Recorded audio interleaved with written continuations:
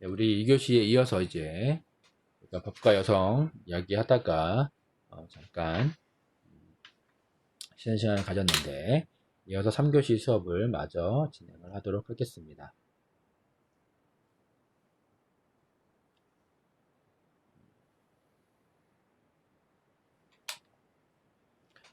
그래서 이미 우리 교재 240페이지, 41페이지에 이야기를 다 했고,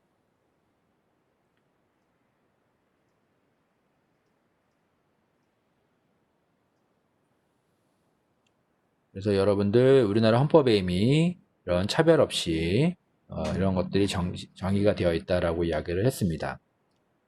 그래서 우리나라 같은 경우에도 여성들의 그런 삶의 질 확보를 위해서 사회 참여와 삶의 질 확보, 그렇죠?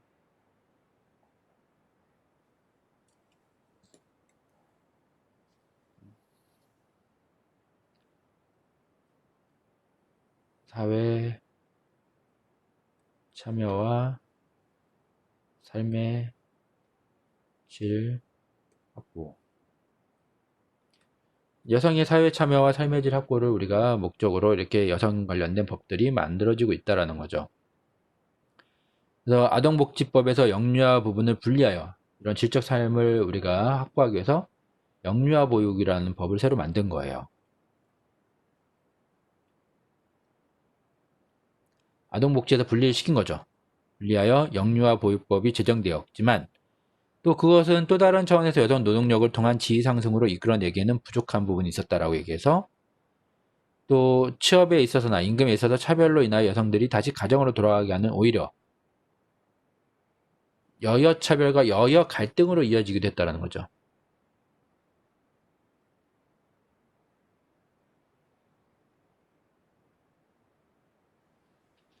그러니까 이런 문제들도 우리가 좀 많이 갖고 있었다라고 보는 거고요.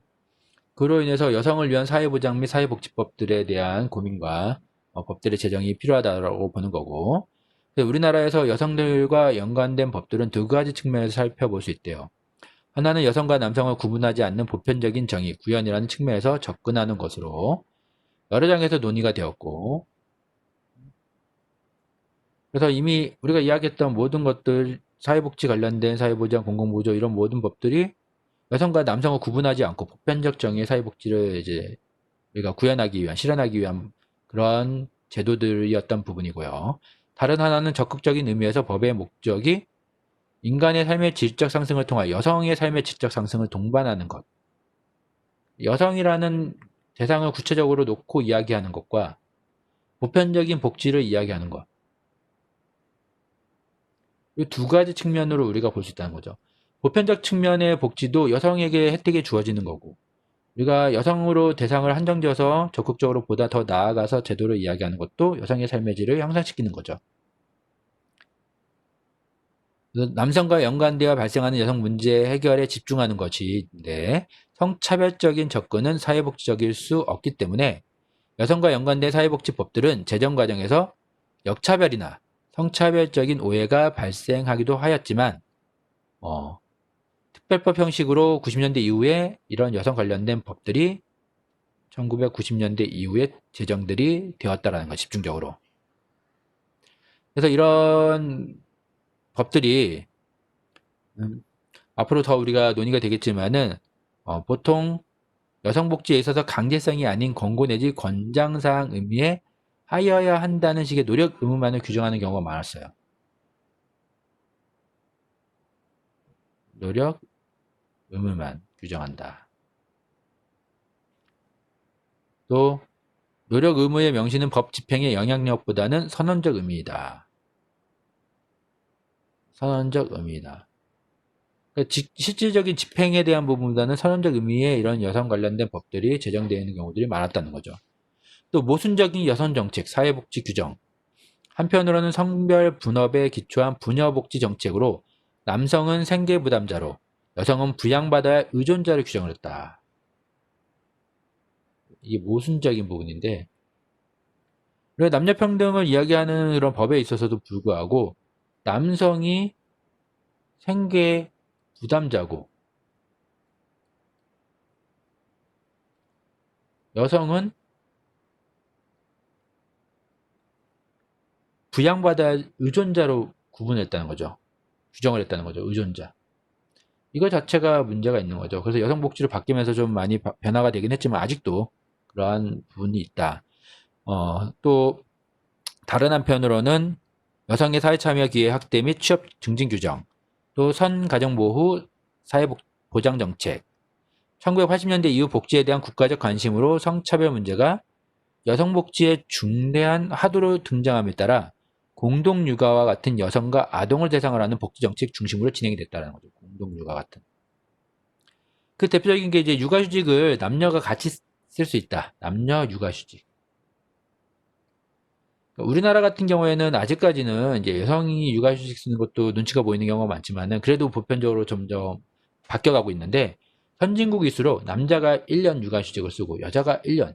그래서 부모가 1년씩 돌아가면서 총 2년간의 아이를 부모가 직접 어린이집이나 이런 데 보내지 않고 키우는 이런 환경들이 보장되어 있다는 거죠. 이게 공동 육아 형태인 거죠.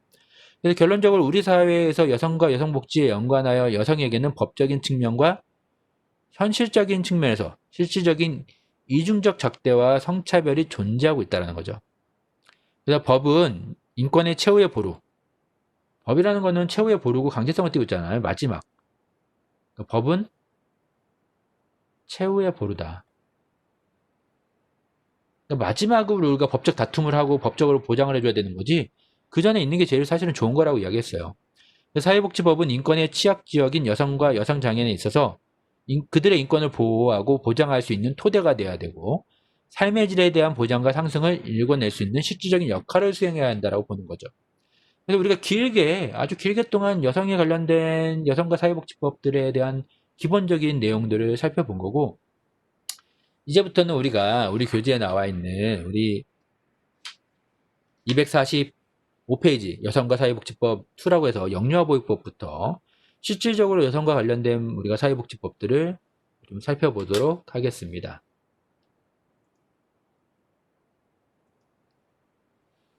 그래서 우리 교재 여성과 사회복지법 영유아보육법 아동복지법에서 가장 먼저 이제 여성을 위해서 육아에 대한 부분들을 별도로 또 이게 영유아복지법이라는 게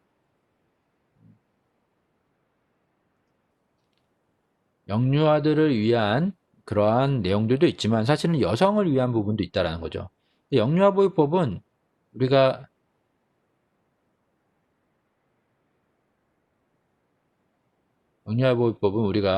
이 영유아들에 대한 이야기, 만 6세 미만을 우리가 영유아라고 했는데 영유아를 위한 대상이 영유아도 있지만 또 다른 대상은 여성을 위한 것도 있다라는 거죠.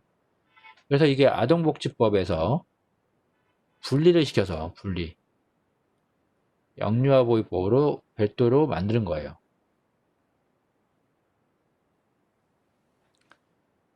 그래서 우리가 여기서부터 이야기하는 것들은 뭐 우리가 보건복지부 아니면은 건강가정지원법 또 여성가족부 이런 연관된 법들을 주로 다루는 내용들인데 이게 다 여성 관련된 우리가 앞에 이야기했던 결과물로 나온 정책, 제도, 법들이라는 거죠.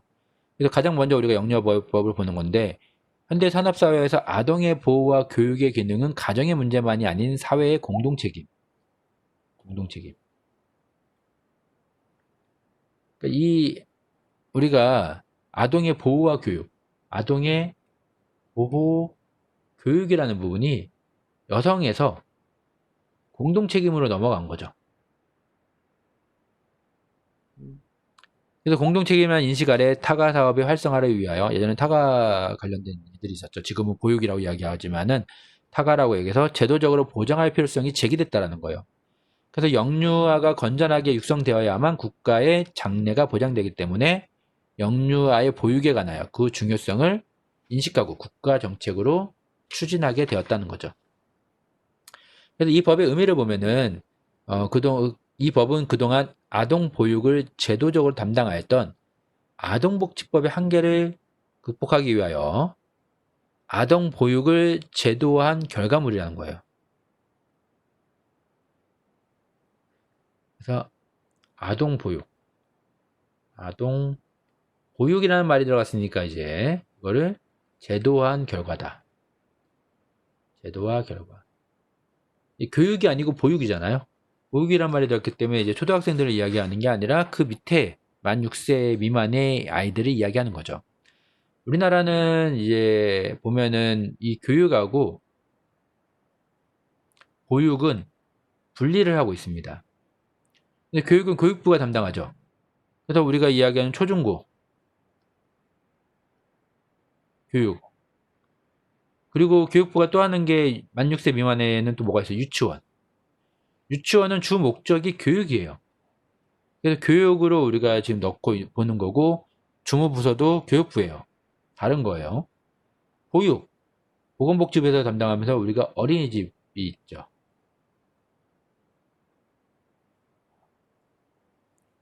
그래서 우리나라는 지금 이렇게 나눠져 있는데, 이 보육에 대한 부분들을, 아동의 보육에 대한 부분들을 제도화했다는 거예요. 보육이라는 말 자체가 이제 어린이집 관련된 만 6세, 물론 어린이집만 해당하는 건 아니지만 만 6세 미만, 교육이 아닌 보육이다라는 거예요. 만 6세 미만에 대한 것들을 제도화한 결과가 영유아 보육법이라는 거죠. 그래서 우리 사회에서 재정의 구체적인 원인은 핵가족과 여성의 가사 노동으로부터 해방에 따른 여성의 사회 참여 증가. 여성 복지의 어떤 변화는 여성의 사회 참여 증가죠. 이건 기본적으로 나오는 얘기잖아요.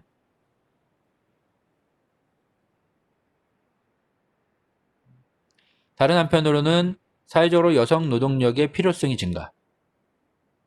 여성 노동력 필요성의 증가.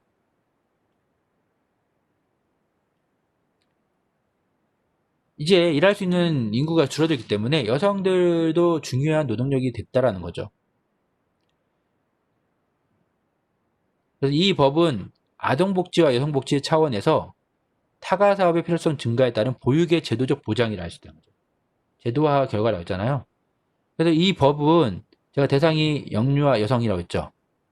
그래서 아동복지와 여성복지 차원, 이 법의 의미를 보면은 아동복지 플러스 여성복지라는 거죠. 그래서 이 법의 의미가 아동복지와 여성복지 두 가지의 관련이 연관이 있으면서 필요성 증가에 따라 보육의 아동보육에 대한 부분들을 제도화한 결과다라는 게 영유아 보육법의 의미라고 볼 수 있습니다. 이 법의 입법 배경은 여러분들 우리 그냥 살펴보면 저는 역사에 대한 부분들은 그냥 의미만 이해하시면 된다고 했지 암기하시라고 하지 않으니까 80년대 후반 기혼 여성의 취업률 증가가 뚜렷해지면서 타가 시설의 필요성과 저소득 계층의 아동 방치 문제가 사회 문제로 등장했다는 거죠. 그래서 이런 상황을 극복하기 위하여 정책적으로 어린이집 설립이 폭발적으로 증가했다. 이게 사실은 장기요양이나 어린이집이나 좀 비슷한데 장기요양 같은 경우에 지금 어린이집을 어떻게 보면 따라가고 있는데 어린이집에 대한 수요가 엄청나게 늘어나면서 공급을 폭발적으로 늘렸다는 거예요. 증가. 그런데 이 공급을 정부에서 다 할 수가 없죠. 그래서 어떻게 민간 어린이집들을 폭발적으로 증가를 시킨 거죠. 그래서 지금 전체 보육에서 차지하는 민간의 비율은 대부분이죠. 국공립 법인들이 1, 20%의 비중 각각 넘어가지 않는 부분들이 있고 절반 이상의 대부분의 지금 보육에 대한 부분들을 민간에서 차지하고 있단 말이에요. 이게 이런 부분이었던 거죠. 이때부터 시작한 거예요. 그래서 여성의 사회 참여 어려움과 정책적인 측면에서 보육에 대한 사회적 비용의 증가라는 모순적인 현상이 발생했다는 거죠. 여성이 사회적 참여를 하는데 어려움이 있어서 사회 참여를 적극적으로 권하는데 사실은 사회 참여를 하려면 가장 많이 걸리는 게 보육에 대한 부분이잖아요. 근데 보육을 하려면 아이를 맡기려면 그만큼 비용이 또 많이 발생을 하고 그래서 직장 어린이집 설치 의무 이행률 개선을 위하여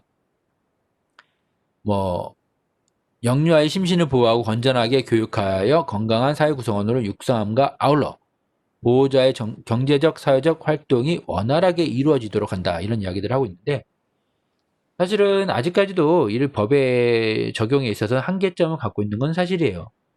이렇게 민간 어린이집들이 폭발적으로 늘어나다가 이제는 숫자가 어느 정도 수요와 공급이 어느 정도 맞아지면서 어느 정도 어린이집의 숫자가 맞다 보니까 무슨 얘기가 나오기 시작해요? 서비스에 대한 질에 대한 얘기가 나오기 시작하죠. 서비스 질. 어린이집의 서비스가 어떠냐 뭐 이런 이야기들을 하기 시작하면서 결국은 이제 어린이집에 대한 부분들을 결국은 제한하기 시작해요. 그 대표적인 게 예전에는 어린이집이 2층에 있든 상관이 없었어요. 2층에서 탈출, 예를 들면 비상탈출을 할 때 탈출로 이렇게 뭐 우리가 흔히 보는 탈출 장비만 이렇게 설치만 하면 돼요. 이게 건물이고 이게 보도블록이라고 하고 여기가 이제 찻길이에요. 그럼 요 찻길 넘어서지 않는 선에서 이게 탈출로가 있고 경사를 가지고 이야기를 하는데 지금은 이게 엄청나게 강화가 돼 있어서 이 보도블록 길이 가지고 요 설치를 할 수가 없게끔 만들어 버렸어요. 그러면 그 얘기는 뭐예요? 결국은 1층에 하라는 거죠. 그래서 어린이집이 이제 1층에 할 수밖에 없는 상황이고 또한 어린이집 주변에는 어린이집에서 직접 놀이터를 보유하고 있거나 100m 이내에 놀이터가 있어야 되는데 찾기를 건너면 안 돼요. 뭐 이런 식으로 이제 규제를 강화시키는 거죠. 서비스 질이라는 걸 확보한다는 이유로 인해서. 그럼 어떻게 돼요? 어린이집이 규제가 되면서 어린이집의 숫자를 이제 줄여가는 이런 더 이상 늘릴 수 없게끔 줄이지 못한다 하더라도 더 이상 신규 어린이집은 제한을 두는 그다음에 기존에 2층에 있는 이런 어린이집이나 이런 데에도 앞으로 옮겨가거나 이럴 때는 제한이 되고 못하게 하는 이런 부분들이 발생을 하는 거죠.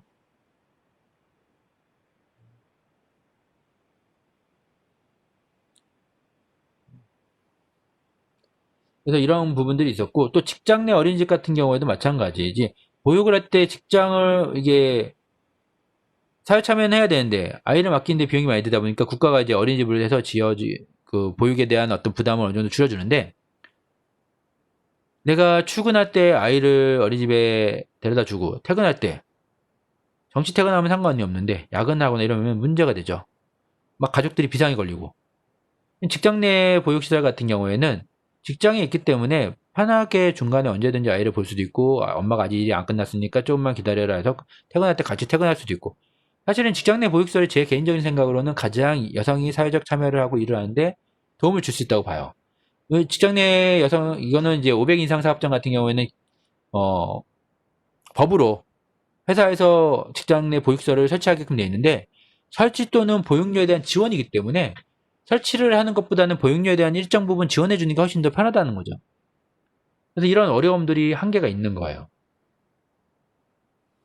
이것도 우리가 법으로 좀 더 살펴볼 수 있으면 좋겠는데 그래서 이런 부분들이 247페이지 보면은 직장 어린이집 실태를 매년 조사한 후 뭐 별도 심의 후 설치 의무를 이행하지 않은 사업자를 공표할 수 있다고 규정하고 있지만은 오늘날에는 출산율의 저하에 대한 사회적 대책으로 보육에 대한 관심의 증가로 영유아 보육법의 사회적 현실에 대한 적절한 변화와 개정이 절실하다는 거죠. 아직까지 이루어진 게 아니에요. 절실한 거예요. 우리나라 출산율은 한 명 이하잖아요. 출산율이란 가임 여성, 아이를 낳을 수 있는 여성이 평생 아이를 낳는 숫자거든요. OECD 평균 출산율에 한참 못 미치는 저출산 국가인 건 이미 다 알고 있고 이런 영유아 보육법이라든가 여성이라든가 유아에 대한 출산 관련된 정책들이 법이 잘 되어 있다라고 하면 지금과 같은 출산율이 나오진 않겠죠. 그래서 247페이지 보면은 쭉 입법 배경 및 연역, 법이 이 영유아 보육법이 변한 것들을 간단하게 우리가 살펴볼 수가 있습니다. 그래서 99년에 보육시설의 휴지 폐지를 승인제에서 신고제로 바꾸고 또 보육의 여성가족부로 이관을 했다가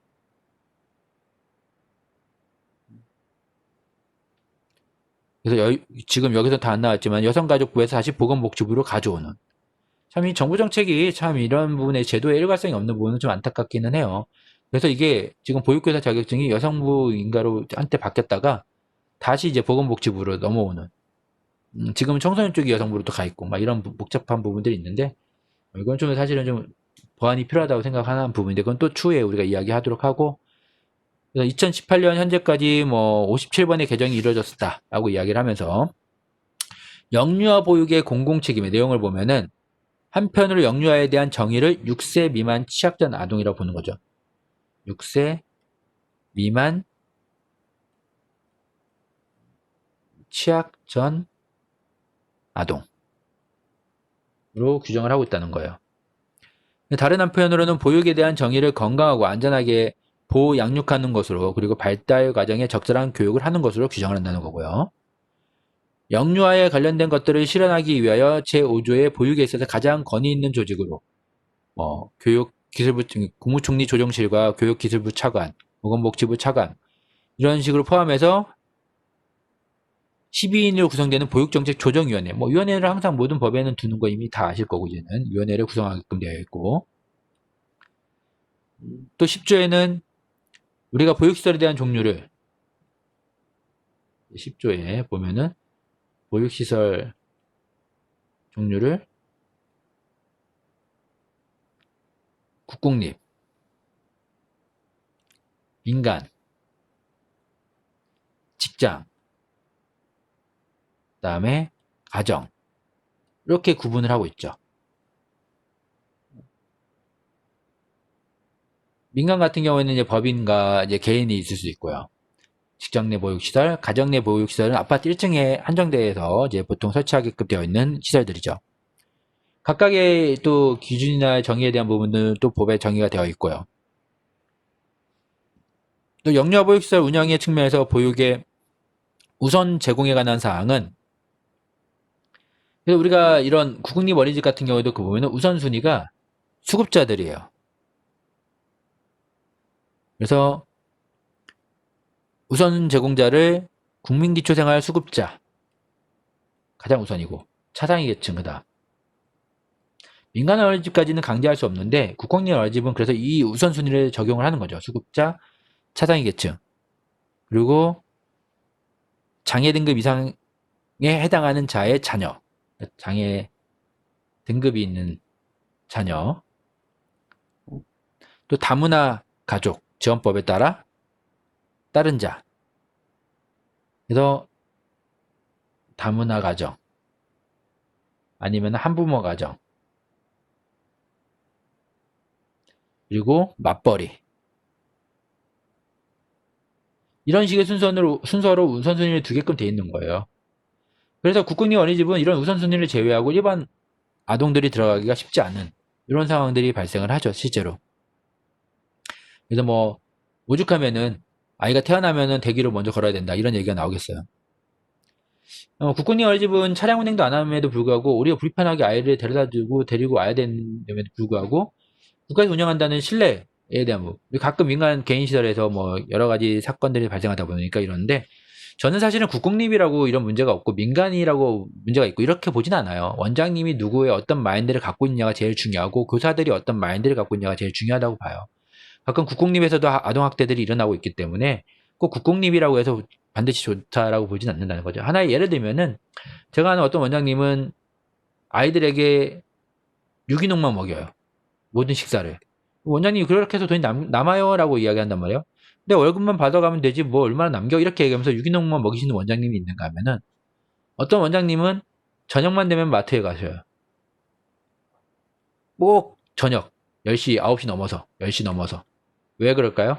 이때 남은 거 대거 세일하는 거, 이런 것만 사가지고 오는 거죠.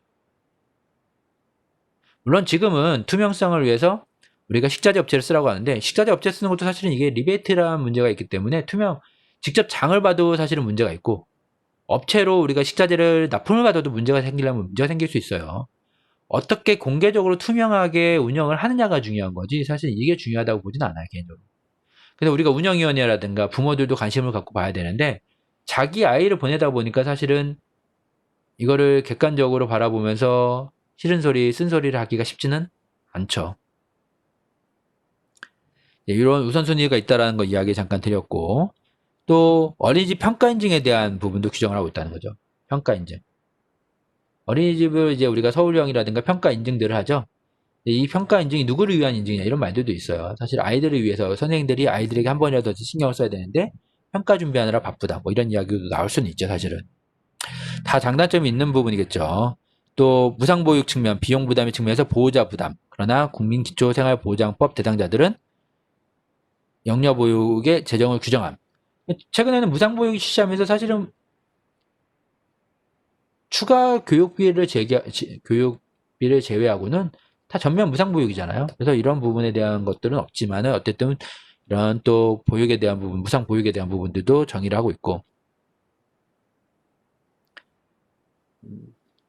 또 양육수당에 대한 부분들도 이야기를 하고 있고, 또 어린이집 설치, 운영자 및 보육 교직원에 대하여 필요한 지도와 명령에 대하여 규정을 하고 있다는 거예요.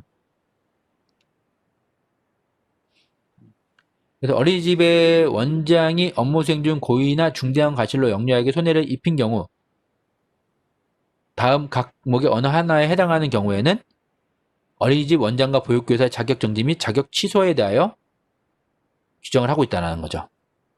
영유아의 생명을 해치거나 신체 또는 정신에 중대한 손해를 입힌 경우라든가 어린이집 운영 기준을 위반하여 손해를 입힌 경우, 급식 기준을 위반하여 손해를 입힌 경우, 이럴 경우에는 원장과 보육교사 자격 정지 및 자격 취소를 할 수 있다는 겁니다. 또 해당 업무 수행에 필요한 자격이 없는 자를 채용하여 보육교사, 간호사 또는 영양사 등의 업무를 수행하게 하는 경우. 이게 또 피해를 보는 경우도 사실은 좀 있어요. 어린이집에서. 예를 들면은 이제 잠깐 육아휴직을 가거나 아니면은 어떤 특별한 경우로 인해서 경조사 같은 것들이 있어가지고 잠깐 쉬게 되는, 휴직을 하게 되거나 이럴 경우에 그 부분에 대해서 대체교사를 써야 돼요. 대체교사 써야 되는데 대체교사 자격증이 있는 사람이 써야 되는데 갑자기 이 사람 이런 계획적인 행동을 해야 되는데 어느 날 교사가 무단결근을 해버렸어요. 근데 하필이면 실제 있었던 일인데 무단결근을 한 날 구청에서 지도점검을 나왔어요. 교사가 없네요. 자격증 있는 사람이. 급하게 대체교사를 구했지만 무단결근이니까 대체교사를 구하는데 늦었죠.